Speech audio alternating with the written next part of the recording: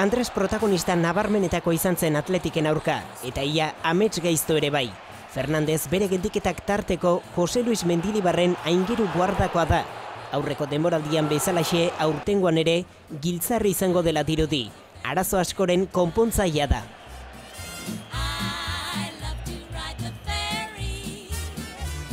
San Mames plaza garratza da edozein atezainentzat. Publikoak askotxo inposatzen dio aurkako taldeari. Klimax berezia dago. Igandean baina Andresek goi mailako lan egin zuen. Adurizek ordu laurdena betetzerako gola sartua zuen, baina ordutik aurrera abagune guztiak ezerezean geratu ziren.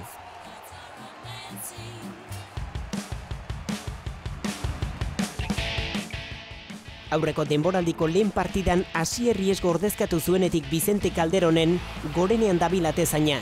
Ezinbesteko oinarria taldearentzat, aingerua Mendilibarrentzat. Igandean argi utzi zuen Andres Fernandezek zertarako gai den.